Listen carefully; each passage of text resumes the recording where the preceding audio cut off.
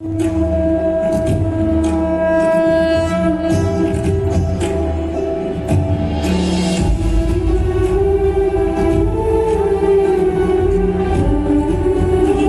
ने स्वर्ग पर आक्रमण कर दिया।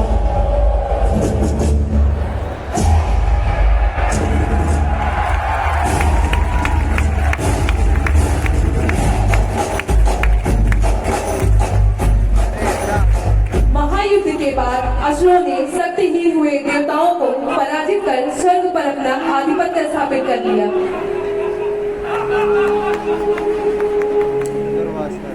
निराश हुए देवगण ब्रह्मा जी के पास जाते हैं।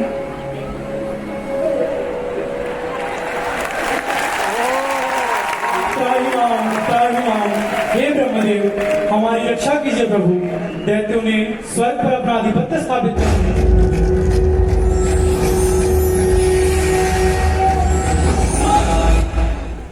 हे देवराज इंद्र, आपकी पराजय का कारण मातृश्रीहीनता ही है।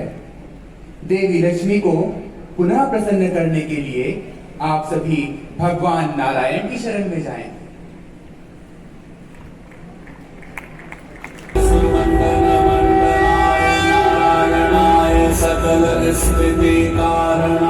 इस प्रकार ब्रह्मदेव के दिखाए हुए मार्ग के अनुसार सभी देवगण वैकुंठ लोक को जाते हैं। हे प्रभु, आपके श्री चरणों में कोटि कोटि प्रणाम। हे प्रभु, हमारा मार्गदर्शन करें प्रभु। हे देवराज, काल के इस पड़ाव पर समुद्र मंथन ही आपके समस्त कष्ट निवारण हेतु तथा समस्त जीवों के कल्याणार्थ एकमात्र उपाय है। क्षीर सागर के घर में गर्भ में अनेक दिव्य पदार्थों के साथ साथ अमृत भी है, जिसका पान करने वाले को मृत्यु स्पर्श भी नहीं करती। परंतु इसके लिए देव दानव सहयोग अत्यंत आवश्यक है। अतः आप सभी समुद्र मंथन का अनुसंधान करें। तत्पश्चात देवराज इंद्र राजा बलि के पास जाते हैं और समुद्र मंथन का सुझाव रखते हैं।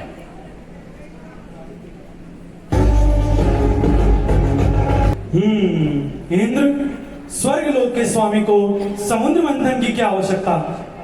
हे बलि, समुद्र मंथन से अनेक रत्नों की प्राप्ति होगी और तो और अमृत का भी प्रादुर्भाव होगा।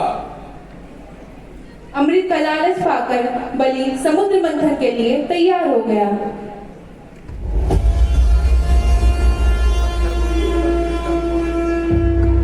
और अब कोटि कोटि वर्षों पूर्व के स्वर्णिम इतिहास का वह विशिष्ट अध्याय, जब देवता और दानव एक कार्य की सिद्धि हेतु एक स्थान पर एक समय पर एकत्रित होते हैं। क्षीर सागर भी मानो मथे लाने के लिए उत्सुक हो, जिसके तल में स्वयं भगवान कूर्म अवतार लिए बैठे हों और उनकी पीठ पर मंदराचल पर्वत अपने सौभाग्य पर इतरा रहा हो। श्री हरि की शैया वासुकी रस्सी के रूप में सहायता दे रहे हैं, जिनका मुख तो दैत्यों की ओर है, परंतु शरीर का पिछला भाग देवताओं के हाथ में। समुद्र मंथन से सर्वप्रथम हलाहल विष की प्राप्ति हुई। तीनों लोगों में त्राहिमाम मच गया। यह देखकर देवता व असुर भगवान शंकर जी के पास जाते हैं।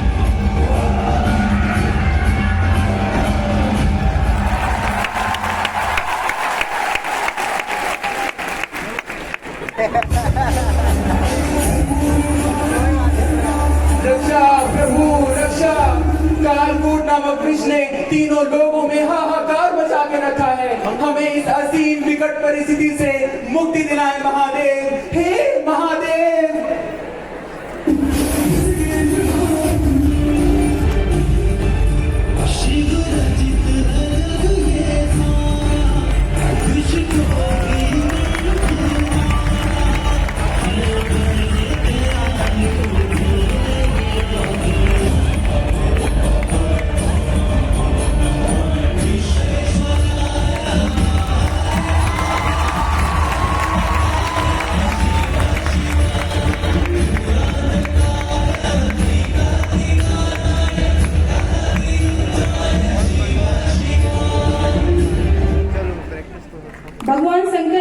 अभिष्पान करने के पश्चात समुद्र मंथन पुनः प्रारंभ हुआ।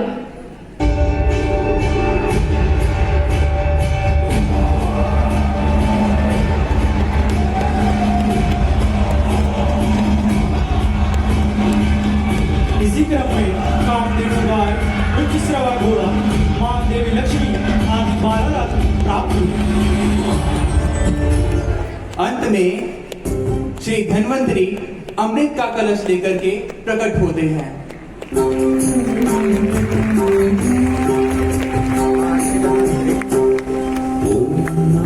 भगवते वासुदेवाय धन्वन्त्रये अमृतकलशहस्ताय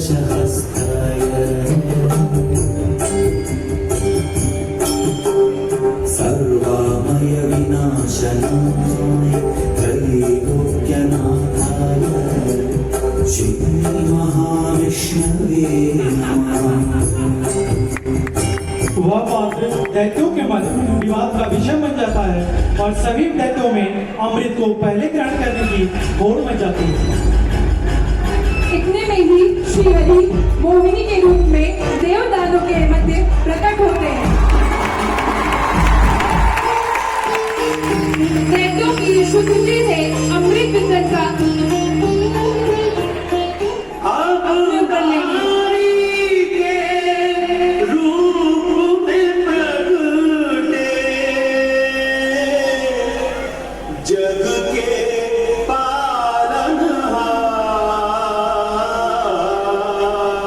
भगवान विष्णु ने अब मोहिनी अवतार से दैत्यों को मदिरा का सेवन कराया।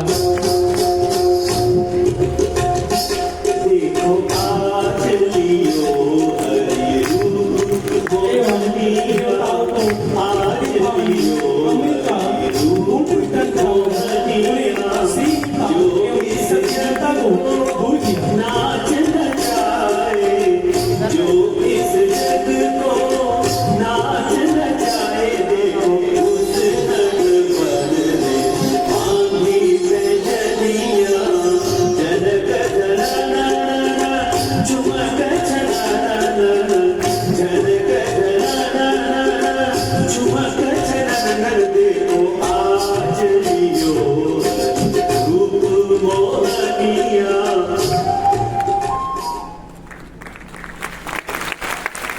और इस प्रकार देवताओं को उनकी शक्ति पुनः प्राप्त हो जाती है।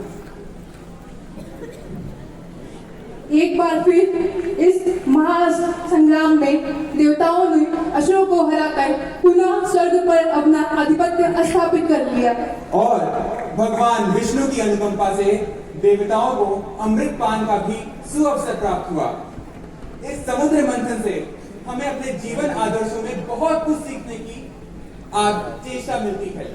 जैसे क्षीर सागर रूपी जीवन को कुर्म रूपी कठोर संकल्प के ऊपर मंदराचल रूपी विशालकाय विश्वास से वासुकी रूपी कर्म से मथे जाने पर जीवन में हमें अनमोल रत्नों की प्राप्ति होती है।